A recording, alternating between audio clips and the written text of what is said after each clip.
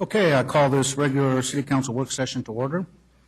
City Clerk, may we have roll call, please? Thank you. Mayor Truitt. Here. Vice Mayor Villanueva. Here. Councilmember Longabaugh. Here. Councilmember Alton. Here. Councilmember Hall. Here. Councilmember Johnson. Here. Thank you. Thank you. Will you take us to item number 1, please? Thank you. Discussion regarding the appointment process for vice mayor and vacant council seats, presented by City Attorney Michael Bailey. Good evening, Mayor and Council. This evening at the workshop, we want to discuss the appointment process. This was an item that was brought forth at the last council meeting by the council to consider in terms of how the council will appoint the vice mayor for the next term, which would start next year, and then also with regards to the appointment process in the event that a member stepped down. With regards to the selection of the vice mayor, we'll start with that this evening and understand with regards to this, I'm looking for feedback from the council at this point in time. Again, this is a workshop. The feedback that you provide to me will come back and we'll have to amend the city code.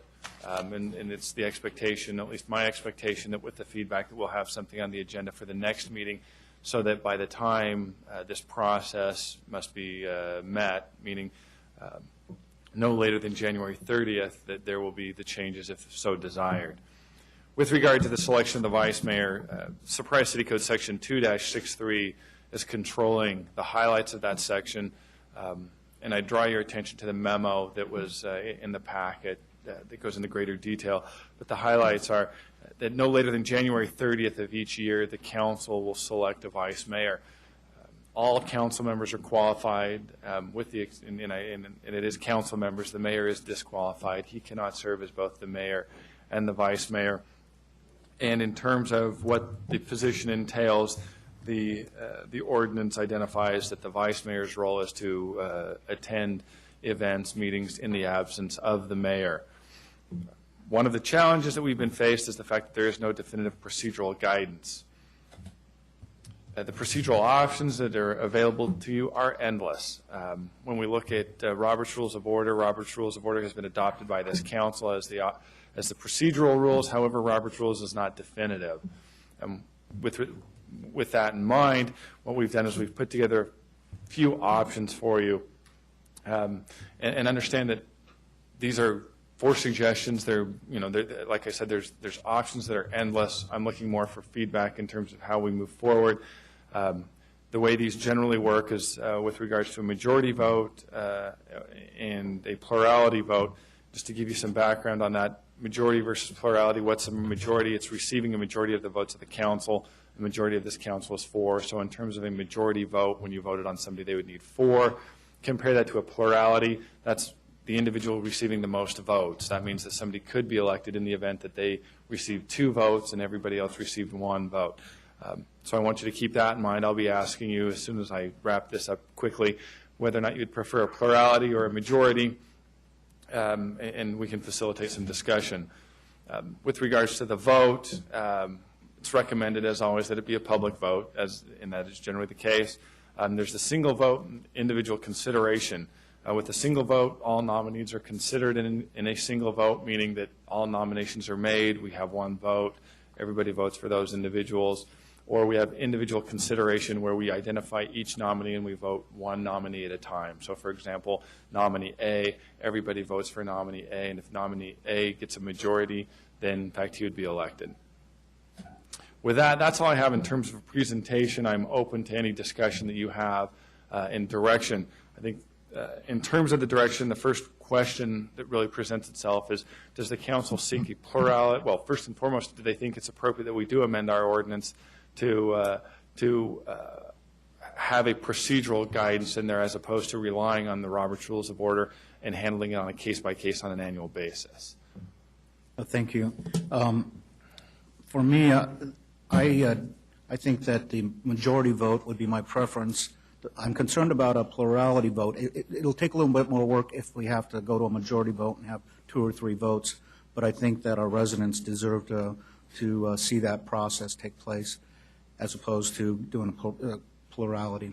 Okay. Is there any other comments with regards to a plurality versus majority? I'm strongly in favor of majority vote as well. I think that there's plurality, as you suggested, could be 2. That's not a very significant number with 7 of us. So I think a majority vote, even if we have to go 2 or 3 rounds to get a final 4th vote from one person, I think we better go that route. That's Okay, my and so in terms of the general understanding then is if in the event there was not a majority, if there were, let's say, 3 candidates considered, there wasn't a majority, the understanding would be then there'd be a runoff of the 2 candidates receiving the highest votes? Yes, that'd Yep. be fine. Okay. Yeah. With regards to a single vote versus multiple votes, is there any preference with regards to having all of the nominees, everybody makes all the nominations, and there's one vote, everybody votes for that individual who they prefer, and then we tally the votes? Or is there a preference that we consider each nominee individually? So, for example, we take nominee 1, the council votes on nominee 1. Nominee 1 does not get a majority. We then go to nominee 2. Nominee 2 doesn't get a majority. Then we go to nominee 3. Nominee 3 gets a majority. And then we do not consider nominee 4 because nominee 3 has received the majority. Is there any preference? Mr. Johnson? We've tried that way in the past, and it was very confusing. I like the fact that we do one up front. The top 2 go to a runoff if needed. I mean, if someone gets 4 right away, then they're in. But if someone gets 2 and someone one gets vote, 2, Joe? In other words, there's 3 people. yeah, One and if there's a tie or something, then yeah, they go to a runoff, and that's it. Mr. Alton? I don't understand that, sorry. I would like to see the nominations take place, and then one vote. And if it's a clear winner, it's a clear winner. I think that's what. Yeah, Joe said. Is that what you I said? like, yeah. He said. Well, thank you. Yeah, the nominations are all out there. Yeah. Everybody votes for who they vote. and Not the single top 2. votes per Right. individual that has been Right. nominated. That's been in the past, and it's pretty confusing, I think, so. So That all works the for me. nominations get made, then there's a vote, and if there isn't a majority vote there, then there's another vote of the top 2 vote getters. Now, having gone through several of these, and it can be uncomfortable, so I was saying that I'd prefer we take that vote by ballot, pass it around to Sherry, and then she will read which council members, because if you ask for an order, the later it gets in the game, council members can start, it just gets uncomfortable. I mean, it does. And I don't think it should be an uncomfortable vote. Everybody will know if she reads them, but I think if we just pass them around, she reads them off, it goes in no order as far as Sherry determining, okay, Joe will go next, Mayor will go next, you'll go next, on who announces their vote. I'd rather everybody write on a piece of paper, Joe Johnson votes for, Vice Mayor Villanueva. And I pass that, and then she reads it that way, so there's no predetermination of who's voted already for whom. Right. I think it should be done all at one time. So the understanding then would be that council members would receive a ballot with their name on it, and then they would write who their vote was for. Understanding, too, that is public record. Yes. Okay. I have the direction I need. If there's any other direction you provide. Talk about the council person.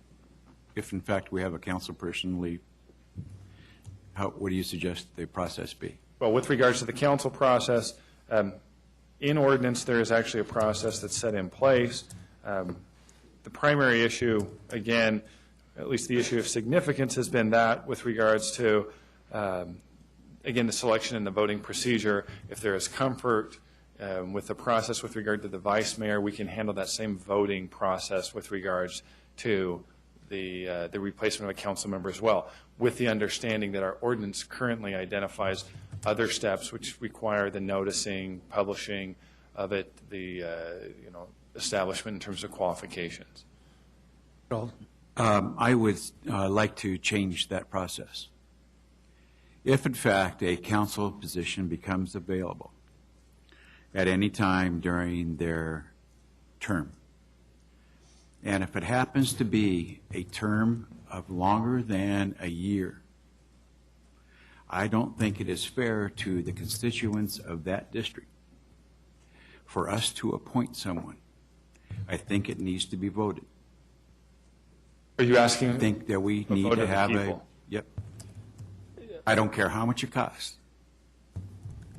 Can, In order for a person to fairly represent that district, okay, I think the district needs to have input as to whom that person might be, not us sitting on the dais. My concern with that being is that state law dictates when elections can occur, and in terms of a special election, the replacement of a council member is generally not considered the subject matter of a special election. So our ability to do that is restricted. Mr. Johnson? For how long? Excuse me. For how long is that restricted? Until a general election happens? Until every 2 years or every year or? Until the term is up. So it would be, it would be longer than a year, it'd be 3 years. Okay. Mr. Johnson? well, that's what I was going to point out. Richard, the district may be without representation if you do it that way for a long, long time. So I don't want that to happen either. And I understand your concerns, and they are valid, but from what I understand, all the applicants still have to come from that specific district, and we can't replace them with at-large people. So the district will be represented, and I'm sure we'll get a lot of good candidates. But I don't know. I was going to say the length of time plus the cost, we have to bear that cost, right?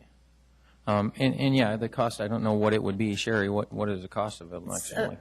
It's about $2 per registered voter, so depending on the Really? district. Okay, so it varies, okay. But that may be minimal, but still it's the time that a district would be without representation, and that could be a little difficult.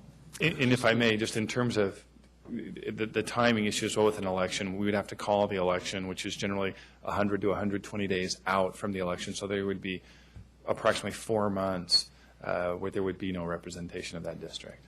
Okay. Can I ask a question to the chair? What is the acceptance period?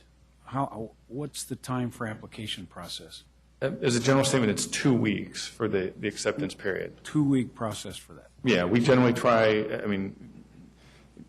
understanding that there is no representation, we try to expeditiously move the process forward. Okay. Any other questions? As the only recipient on this council of this particular process, I really would want to see us fill the seat, because I think any of the districts need to be represented during the interim period when someone chooses to leave or whatever happens and the vacancy occurs. It's a sixth of our city, and I think it's be unconscionable of us, the 6 of us who remain, to leave that seat open for a period of time. In my case, it would have been 2.5 years, and that would have been way too long to have a district as large as District 1 be open, or if John had to leave for some reason, have half the city unrepresented for 2 years. That would be ridiculous. So I think we really need to find a way. The place that I have a concern is what we talked about before with the vice mayor, how the nominations and all that part of it happen. I think we should fill the seat, but perhaps not the way it was done with my situation. And in that regard, then, is there any objection to, in terms of changing the vice mayor selection process, we will also change the selection of an open seat process in terms of the voting process to make them the same, so there is not any confusion with regards to the process? Because I'll say, the 10 of us that were sitting in the audience when I was appointed, we didn't know what was going to happen, and we didn't, until a name was named, it was like, what happened to the other 9 people? And, it was very awkward for, I think, some of those people. So it would be better if we did similar to the vice mayor, where we get all the names, we make our vote, and if necessary, keep voting until we select somebody. Through you, Chair. I totally disagree with that. What we need to do is be able to interview people. And that process that Mr. Longabaugh has suggested does not allow that interview. This will still allow that process. It's just in terms of the actual voting process, you will be able to bring the members forward and question them. I think in a different venue or a workshop or something that is completely open to the public is to be able to ask questions individually, not collectively, not to have everybody in the room, okay, but have people come in and interview for the position. Okay, how it was done last time, the person at the end had the best shot. Because that person then could say anything that the others didn't say. But that's not how it happened, Mr. Alton. I was the third applicant. Mr. Johnson? And Through the chair. Well, there you go. Richard, that's the double-edged sword about trying to keep things as open as possible. If you do it that way, then you're right. Everybody gets to hear everybody's answers, and they can work on that if you're the last person. So, this is an open meeting. I don't think you can refuse people to sit in here, but that's what I'm saying. It's a catch-22 almost. But if we want to have an interview process, can we interview them in person, in private, and then come out here and make the election, Michael, or? The selection and the deliberation will have to occur in public. Because council members are identified as an employee, it can become an HR matter, and under the open meetings law, we can notice an executive session where the council can consider the candidates in an executive session if the council desires to do so. However, we would have to notice it as such. Right. But ultimately, the decision would have to occur in public. The list of candidates would be a public list, but in terms of a question and answer could occur in an executive session. Okay, so we can interview them in executive session. Correct. Okay, so we don't have to interview them at the podium there like we did last time. Councilman Hall? Okay, sorry. Yeah, I just, my whole thing was about the interview. I think I agree with Councilman Alton that there needs to be an interview, some kind of interview process. I was just hoping we could do it one by one, rather than all the rest of the candidates watch that person being interviewed. And we could do that in an executive session. You have that ability, and that's something, The selection you have committee. that power already. We don't need to actually do that in ordinance. But I do think I've received the direction to bring something back to you at the next meeting. Very good. Thank you very much. Thank you. We'll move on to item number 2.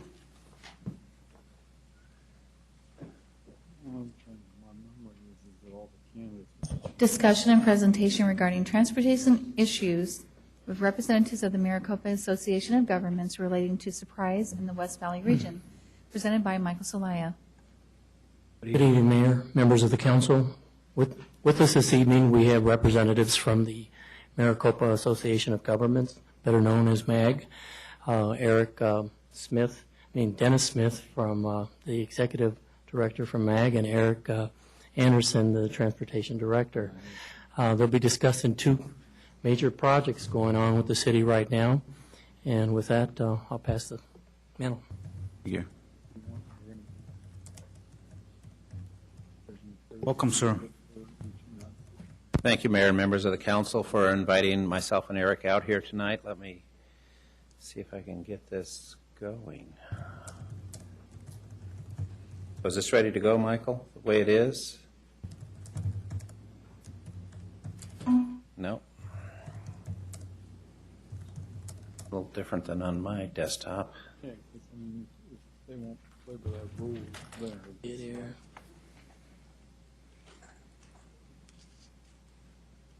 Okay.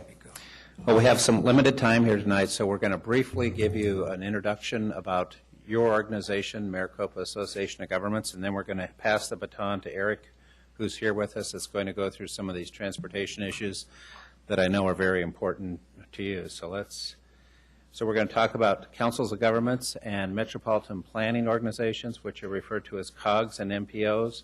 We're going to go briefly through some of our regional planning activities. We're going to talk about growth, transportation planning, and transportation funding. So councils of governments have been around for a long time. MAG was formed in 1967. It's a multi-purpose organization for planning. How it's different from MPOs, metropolitan planning organizations, were established in 1973, really took fire in 1991 with the Intermodal Surface Transportation Efficiency Act. Where the action is at in MAGs and the Metropolitan Planning Organization, we need to do a 5-year program that's called a TIP. You can actually do that 3 or 5 years, and a long-range plan. We call that the RTP. And then because this is hooked up to air quality, you also have to do an air quality conformity analysis. This will give you an idea of how many councils of governments are in Arizona. We have 6, and you can see our boundary is the county line. The one exception to that is Apache Junction has a small foothold in Maricopa County and Apache Junction is a member of MAG. And here you can see the number of metropolitan planning organizations. You basically have two large ones, Maricopa Association of Governments, Pima Association of Governments. They're also known as transportation management areas in the federal law. That means you have over 200,000 in population and an air quality issue. MAG and PAG have more project selection authority than the other ones. All of the incorporated cities and towns, Maricopa County, 3 Native American Indian communities are members of MAG, in addition to the Arizona Department of Transportation and the Citizens Transportation Oversight Committee. I want to make this point while I'm here. The key to what we are is in our name. It's Maricopa Association of Governments. It's a plural. We are about governance. We are not a government. You're MAG. We work for you. And we want to make that point. This will give you an idea of some of the policy structure, and we also have a handout that we have at your place that shows the numerous committees that are at MAG. The normal process for appointing people to a committee is we get a letter from the city. The chair of the regional council does the appointment. So you can see just in some of the larger committees here, the regional council, Mayor Truitt's on it, management committee, your manager, Mr. Oliver's on it, and then we have an executive committee and numerous policy committees and technical advisory committees. So let's talk a little bit. I think this is a very important chart here. I'd briefly like to go through it because I think you should be asking, who gave us authority over anything? That's the question I would have if I was in your seat, and I'd just like to briefly go through it here. There's a federal law, whether it's the Clean Air Act or it's a transportation law, they require a state plan. And then, if you're in an urbanized area, these federal laws go on further and say the governor can designate who does regional planning. So you can see, running across the bottom of this slide, we are designated as a metropolitan planning organization, water quality planning, and don't let that title confuse you. Water quality really means the sewer system, lead air quality planning agency, and solid waste. Out of all those designations, we probably do the least in solid waste planning. We also have legislative responsibilities. 911 is a good example of that. Population estimates and projections come out of a governor's executive order. We have numerous references to MAG and state statute for transportation, and we do human services planning through a state contract. MAG, when it was formed in 1967, the mayors in the valley had a number of ideas of what they wanted us to work on, and we're still doing some of those today. So if you look across the bottom there, one is building codes and specifications and details. So if you want to build a sidewalk or road or curb and gutter, your engineer comes down to MAG, sits on a committee, and they develop a booklet that is about 4 inches thick, and we sell that to the contracting industry. And so there's standardization across the valley if you have not added a supplement to it. So that's a good example of kind of a hidden process at MAG where the cities get together and really work on projects and get along, cooperate. A number of times you hear that there's a lot of balkanization in the valley and a lot of rivalry. I kind of see it the other way because I see all these committees where cities come in. 911's another great example. Your professionals sit down, work it out, and we have a great regional process. Air quality planning. This was hooked to transportation in 1991. Our big problem here, according to this slide, is PM10, and we appreciated the efforts from Surprise. You gave us, through your ordinance, all the efforts you're going to do to help clean it up. Out of MAG, out of the federal funds, you can see that Surprise has received $760,000 for PM10 certified street sweepers, and you're applying for another $340,000. The 5% plan for PM10 was completed and submitted, and we're waiting word from EPA on that, and we're going to have to show 3 years of clean data at the monitors in order to make that happen. The enforcement, especially by the county, is very critical to our success in this area. Water quality management plan, as I mentioned to you, this is really where we go out to you and say, what is your sewer configuration for the next 20 years? We have a consultant. You give that to us. We put it in a plan. If anyone wants to come within your planning area and they want to change or add a sewer treatment plant, they have to come through you. You submit it to us, and then our committees work on it. They cannot come directly to us. This is the specs book that I was talking about earlier. Building codes is another area where you send your professionals down and we work on the building codes. We also work on homelessness. You know, the MAG, as a Council of Governments, has many responsibilities. This is an example of where the city said, well, let's work this process through MAG, and it ends up in $21 million coming back for more shelter programs for the homeless. Domestic violence is another example of where elected officials came through the MAG process and said, this isn't just a one city issue, this is across the valley. This is one of our more active policy committees, and this has been very active in receiving that money for the shelters. 911, as I mentioned before, this is an example of how MAG works. If you look at 911 in Tucson, there will be a central dispatch. There will be one place that will do it for everybody. That's not the way it works in Maricopa County. All the cities wanted their individual identity. This is a distributed system. There's an electronic switch. You make the decision whether you want to do your dispatching and not have it done centrally. This is something that you really need to be paying attention to. We had the director of the census in just 2 days ago. It's in your hands or our hands. This is something you really need to pay attention to with the foreclosure issues that are going on now. This is going to be critical on your state shared revenues. You need to have your staff working closely with us. We need to get the maps accurate and back to the Bureau. And this is going to be very important for a fast-growing city like Surprise to pay great attention to this census that's coming up in 2010. Let's talk a little bit about growth.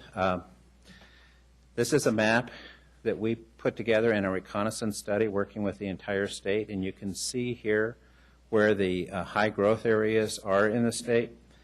The next slide shows those that are growing faster than average, and if you can imagine where Surprise is at in that, you're right there. You're in the high growth area.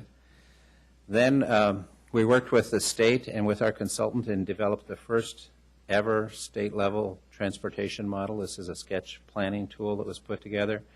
And you can see here, blue is good, red means you've got a problem. And as the region grows in 2050, you can see the heart attack that's about to come in central Arizona.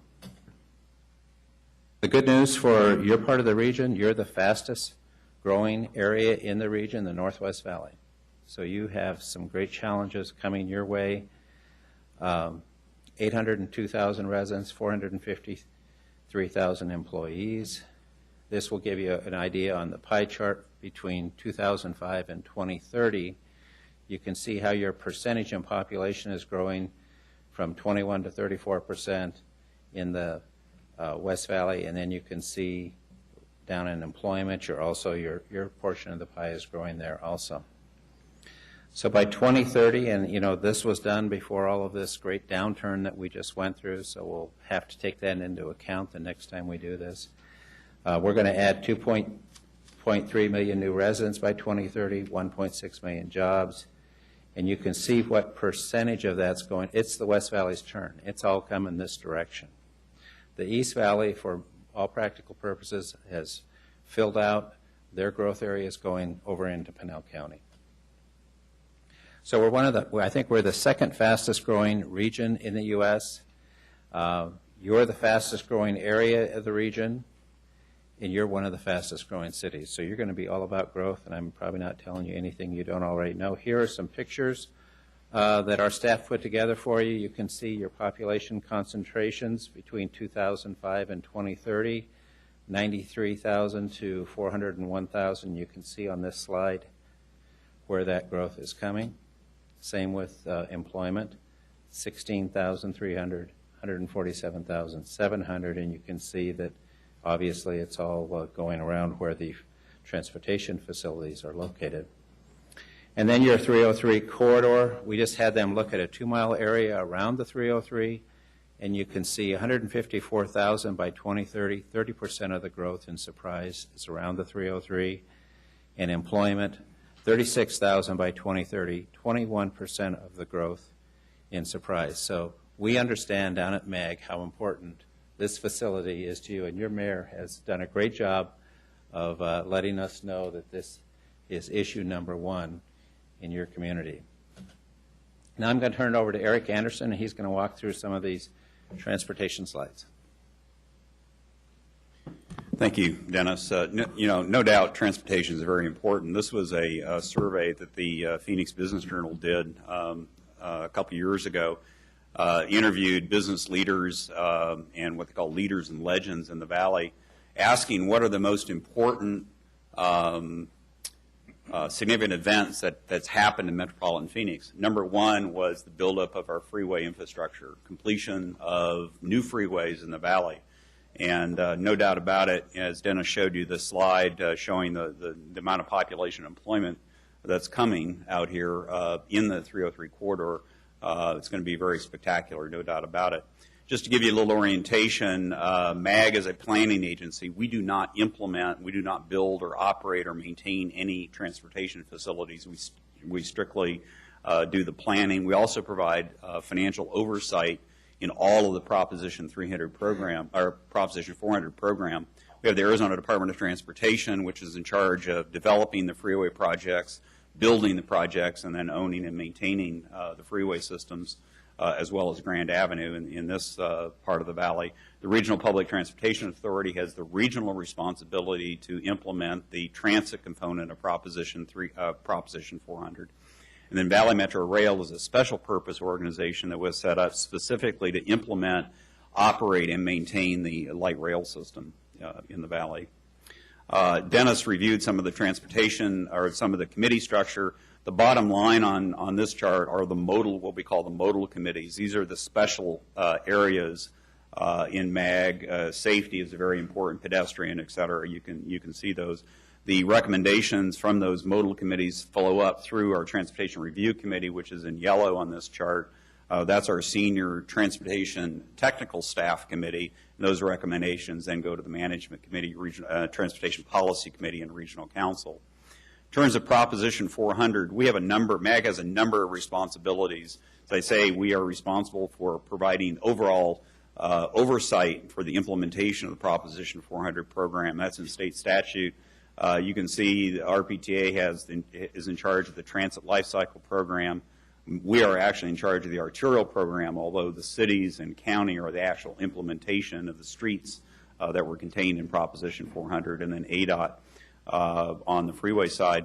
I want to just stop here for a minute. These 20-year programs, which we call life cycle programs, came into being actually back in 1992 when, in response to a management audit for Proposition 300, which was the initial half-cent sales tax program, the auditor said we really need to take a long-term view of these programs through the life of the tax. The Proposition 400 tax is a 20-year tax, goes from 2006 to 2025. And the life cycle programs is a complete listing of all the revenue sources available to that program and all the projects. And what the state law says is that that life cycle program has to stay in balance. Revenues and costs have to be in balance. You can't just ignore lower revenues or higher costs. You actually have to do something proactively to bring the program back into balance. A very key component of our whole process is the Transportation Policy Committee, was created in mid-2002, really to develop the regional transportation plan and craft the projects that would be part of Proposition 400. A key element of that was not only the participation of our elected officials in the Valley, but also a direct involvement of the business community. We have 6 private sector representatives on the Transportation Policy Committee that provide that public sector or that private sector perspective on our plan. These representatives represent regional businesses that have interests across the Valley, as opposed to representing one specific area. These are the revenue sources that are contained in the Regional Transportation Plan. The box on the far left-hand side is the half-cent sales tax extension. We estimate that will raise about $9 billion.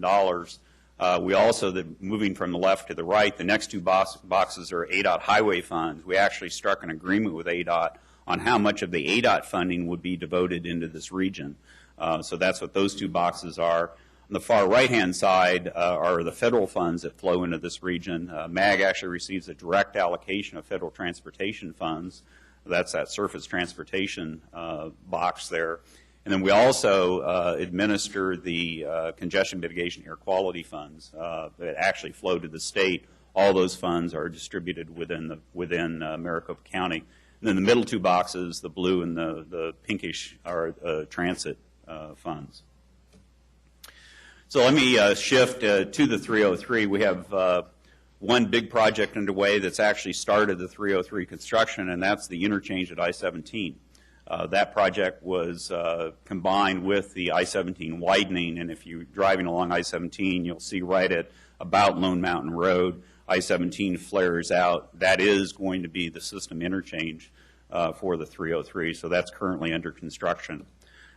In addition, I think tomorrow ADOT has a bid opening for the first section of the 303 from Happy Valley Road to Lake Pleasant, and that's going to be followed in January by another bid advertisement that will complete the section from Lake Pleasant all the way over to I-17. So within the next few months, you'll see construction all the way from Happy Valley Road all the way to I-17. And when those projects are completed early in 2011, we will have the 303 connected almost all the way from I-17 to I-10. That construction from Happy Valley to I-17 will be interim construction. It won't be a full freeway. This was a decision that came out of the West Valley mayors actually back in 2003 that said we really want to have that connection to I-17. That's a very high priority. And obviously we can build that more quickly, and it's a little less expensive to do that. So we get a connection in place and then come back in a few years. That construction will be replaced by a full freeway. Not replaced, but added to. We're actually building half the freeway as part of that interim construction. The major studies underway. I think there was a public hearing last night on the 303, the environmental statement. ADOT expects to have that wrapped up in December. That'll open the option to start, or will start the process for the final design for 303 from I-10 all the way to US 60 Grand Avenue. And the future construction programming, very key. In 2011, the connection at I-10 in the 303 will start. That's a major project. The current cost estimate is over $400 million. That will be by far the largest system interchange project we've seen in the valley. It's going to be a very large construction project, multi-phase. It'll probably take 3 or 4, maybe even 5 years to construct that. When that's finished, the whole section from I-10 to Grand Avenue as a freeway will be finished too. So by 2015, I think the expectation is that the freeway will be completed from US 60 all the way to I-10. So I think it's very exciting for the West Valley in general, and certainly for Surprise. Long time in waiting, so we're very pleased that that's on track. I was asked to talk about the Grand and Bell intersection. This is Bell Road, as you all know, is the highest volume arterial street we have in the valley. It's carrying close to 70,000 vehicles a day. The intersection of Grand Avenue and Bell Road is a major point of congestion. We've been working with ADOT on the feasibility study. This particular design came out of our office. Bob Hazlitt, one of our engineers, came up with this concept, and this concept has Bell Road going over Grand in a single, what's called a SPUI, or a single point urban interchange, puts all the traffic movements up on that second level, and it provides grade separation from the railroad too, which is very key too. So we think this was entered into the ADOT process very late in their feasibility study. In fact, I had a conversation with the district engineer this afternoon talking about how this can be incorporated into the feasibility study as the preferred alternative. We think that this might be a little bit more expensive, but from a public perspective and a travel perspective, we think this is a much better design than the other alternatives that were looked at. So we're working with ADOT to incorporate this into their feasibility study. This was the final map that came out of our Hassayampa Valley study that we completed earlier this year. City of Surprise is a very active participant with that, both from a staff level as well as financial participation. We really appreciate that. Want to really appreciate the staff work of Dr. Mackey, who introduced this Arizona Parkway concept, which are the green lines on here. This is the Michigan Boulevard concept. And I'm pleased to say it's been accepted not just in the Hassayampa Valley study, but we're working with other areas in Arizona, Pinal County, and other places in metropolitan Phoenix to implement this concept. We think the Arizona Parkway has a great ability to handle more traffic volume than a typical arterial street in a safer way too. So once again, we really appreciate the great input that we received from the City of Surprise staff. It really it's going to leave a great mark in the valley in the future. We talked just very briefly about funding. Our sales taxes, we have a half-cent sales tax, as I said, runs through 2025. Last fiscal year, fiscal year 08, which ended in June of 2008, our revenues were down from the previous fiscal year by 3.2%. That is the first time we've had a decline in sales tax revenues. That's not just since the implementation of Prop 400 or the implementation of Prop 300 in 1985. ADOT has gone back to historic records back to 1960. They didn't go beyond that or before that. But since 1960, we've never had a decline in sales tax revenues in Maricopa County. Pretty remarkable until this past fiscal year. So, and so far this fiscal year, we have 3 months in the books, July, August, and September. Our revenues are down 11.2% in July, 9% or so in August, and about 7.2% in September. So the news is still bad. We're still negative, although the month-to-month change seems to be getting a little bit better, but we're still in a negative position. Home values are the core of our issue here. We started to see a decline in sales tax revenues just about a year ago. In fact, 12 of the last 13 months in sales taxes have been down, have been negative. Home values, home equity, not only do people use that to buy things, to remodel houses, to buy big-ticket items, whatever, but it's also a very important part of consumer confidence. If you don't think you have that kind of household income or wealth, you tend not to go out and spend money. And certainly with the turmoil in the financial markets now, I think we can really see the fallout of that. I think we have a ways to go in this. The inventory of foreclosed homes is still rising. There's still more foreclosure notices being issued than foreclosed homes being sold in the valley. We have an inventory of about 28,000 houses right now that are foreclosed. So we have a ways to work out of that inventory. The other thing is, in normal times, we could burn through that inventory fairly quickly, but with the national housing issues and the national fall in housing equity, it's really going to slow down the immigration into the metropolitan area. If you can't sell your house in Chicago, you can't move to Phoenix. So, and we're going to see more and more of that too. So it's kind of a domino effect that we really have to watch. It's going to have major impacts on the 2010 census too, and that's, Dennis mentioned that. That's something you really need to keep your eye on. This is the comparison in blue of actual sales tax collections versus our projection. I mentioned we actually declined in revenues from 07 to 08. More importantly, the 08 revenues were about $30 million under our projection. We had projected about $409 million in sales tax revenues for transportation.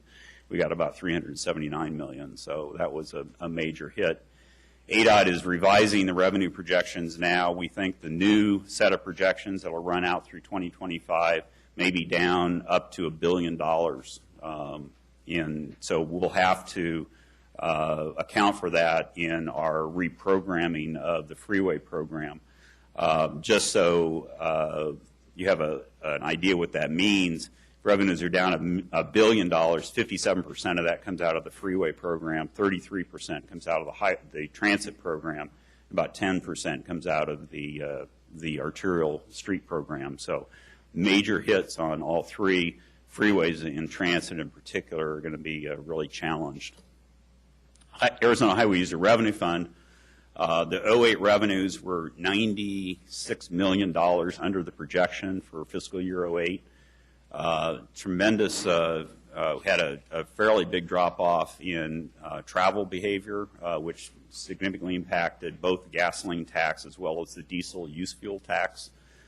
We also saw a decline in motor carrier revenues, and once again, that's a function of the economy. So we think that'll probably continue. We have a ways to go in that. About 25% of the Highway User Revenue Fund is made up of the vehicle license tax. Another presentation I have, I show the taxable sales from motor vehicle dealers. A couple years ago, statewide, we were averaging about $800 million in taxable sales a month. That's down to about $500 million now. It's about a 40% reduction over the last 2 years in the motor vehicle sales activity. So where are we going? We need to rebalance the plan. We're going to look at interim strategies. One of the interim strategies we might look at is building some of these new freeways, not the 303, but perhaps some of the other freeways as parkways, which gives us significantly higher traffic volumes in the arterial streets, not as high as freeways, but we can build those a lot less expensively. So we'll be looking at that. Transportation management practices, we need to do a better job in value engineering. ADOT does some of that now, but I think we really need to dig in and say, we just simply can't afford it. If you drive through McDonald's, you're really hungry and you want to supersize your meal, but you don't have the money, you can't do it. You've got to live within your budget. So, we're going to have to really look hard at the program and see, are there things that we can modify in the program without really cutting into the bone in the program, and really have facilities out there that help the mobility in the valley. So we have a lot of work to do on this. We think we have about a $4.5 billion hole right now in the program. That's on a $10 billion program on the freeway side. So I think certainly some of these projects are going to have to be delayed. The good news is for the next 5, 6, 7, 8 years, we're in pretty good shape financially. The back end of our program is really, the last 5 or 6 years of the program is really where we have some issues. That's where these, the costs and the revenues problems really show up. So, Mayor, that completes my presentation. I'd be happy to answer any questions, or Mr. Smith. Okay, thank you very much. We appreciate both you, Mr. Smith and Anderson, coming out to Surprise to give us this presentation. Before we move on to the questions, I want to quickly acknowledge our Transportation Committee that's here this evening. We appreciate the work you folks do, and you're a valuable part of our planning, and we look forward to working even more closely with you in the future. Council, we have about 8 minutes for questions, so we're going to have to, Mr. Williams. Mr. Anderson, thank you. Appreciate the information. You touched on Prop 300, Prop 400, and you alluded to what's going on with the sales tax revenue and some of the difficulties that you guys are going to have.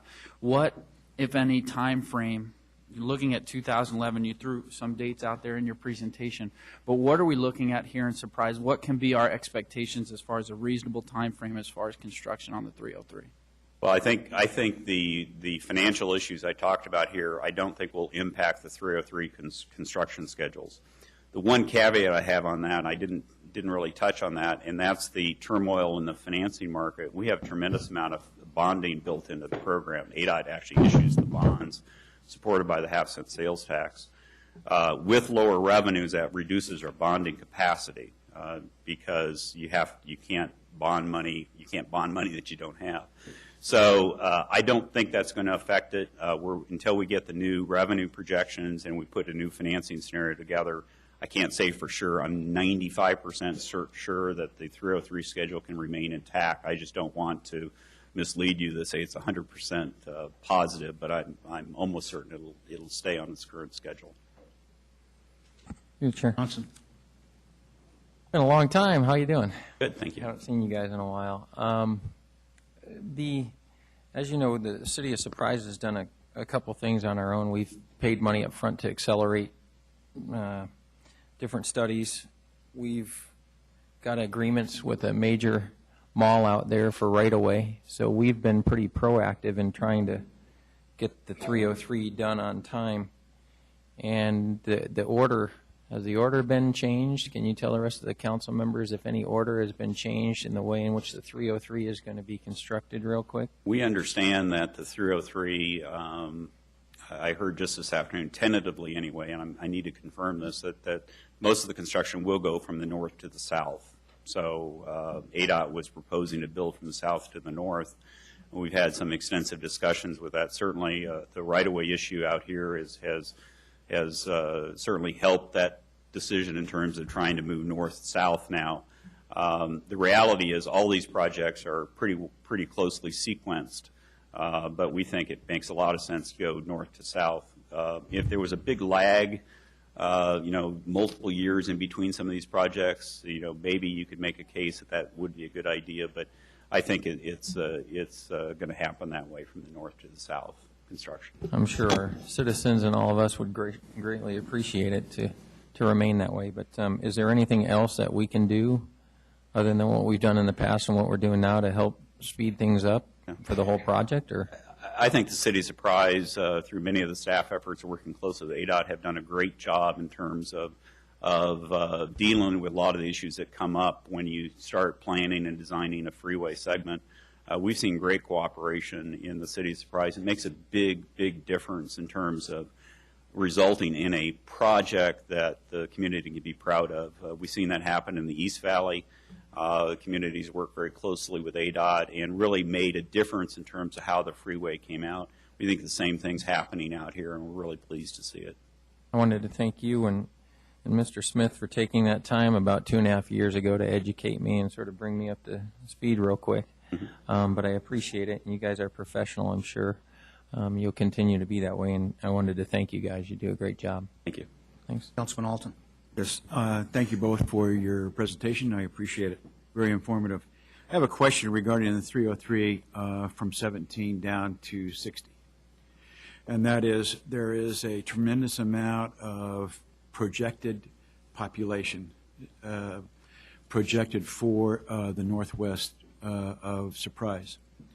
And we have a terrific problem right now with Bell, and that is the people that are leaving for work, commuting over to North Phoenix and Scottsdale every day and coming back that same way has put a burden on Bell, as you well know. Is there any thought being given as to when the 303 gets completed, and it's going to get completed 17 miles north on 17, or 11 miles north on 17, north of the 101, is there any thought about making a connector from the 303 right over to the 101 prior to the turn of the 101? There have been discussions. In fact, we looked at that, and there are some plans, and I can't remember exactly which arterial streets are thought to be maybe could be used in that connector capacity. There certainly isn't a feasible way to do a full freeway type connection, but trying to beef up the arterial street connections, I think would be a very good thing to do, and we kind of have that on our radar screen. Sorry, I can't talk about the details. I just don't have it in the top of my head right now. That's a high priority as far as I'm concerned, and I'm sure a lot of citizens are surprised, especially as we start continuing to build out. I just can't see the impact that it's going to have on Highway 17 if everybody's coming up there and down and then southbound and clogging up that interchange onto the 101. So any consideration that MAG can give us in helping alleviate Bell Avenue or Bell Road, I would appreciate. Thank you very much. I think we're about out of time here. I'll just end with a quick statement. That is that we're aware that there's a rail study being done, and we're looking forward to the completion of that study, and hopefully we can maybe have somebody come back out and make a presentation on that, because that study will probably be very vital to the City of Surprise. Be happy to do it. So thank you very much. Meeting adjourned.